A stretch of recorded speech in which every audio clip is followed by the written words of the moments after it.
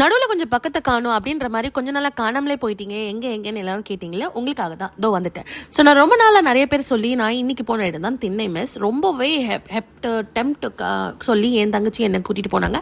Ambience ரொம்ப பியூட்டிஃபுல்லாக இருந்துச்சு. உள்ளே போய் உட்காந்தோடனே நாங்கள் தூக்குச்சட்டி சாப்பாடுக்கு தான் ஆர்டர் பண்ணேன். இது என்னோட 4வது அட்டம்னே சொல்லலாம். அந்த சாப்பாடு நைட் மட்டும்தான் அவைலபிளாக இருக்குன்னு சொன்னனால நாங்கள் இன்னைக்கு நைட் போய் அந்த டிஷ்ஷை ட்ரை பண்ண போயிருக்கோம். ஸோ போனோன்னா அவரையும் கேட்டு குழப்பி வர வச்சோம்.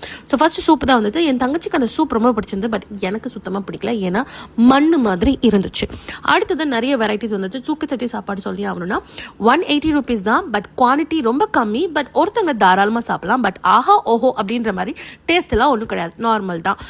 நெக்ஸ்ட் இடியாப்ப பிரியாணி ட்ரை பண்ணேன். இடியாப்ப பிரியாணி ரொம்பவே நல்லா இருந்துச்சு. நீங்கள் கண்டிப்பாக அங்கே போனீங்கன்னா அதை ட்ரை பண்ணி பாருங்கள். அப்புறம் பொட்டல சாப்பாடுன்னு ஒன்று வந்துச்சு. பொட்டலத்தில் மடிச்சனாலையும் என்னன்னு தெரியல, எனக்கு அந்த டேஸ்ட் அவ்வளோ பிடிக்கல, பட் என் ஹஸ்பண்டுக்கு ரொம்பவே பிடிச்சது. ஸோ டோட்டலாகவே திணை பேஸ் பொறுத்த வரைக்கும் மிக்ஸ்டு கமெண்ட் தான். சில பேருக்கு பிடிக்கும், சில பேருக்கு பிடிக்கும்.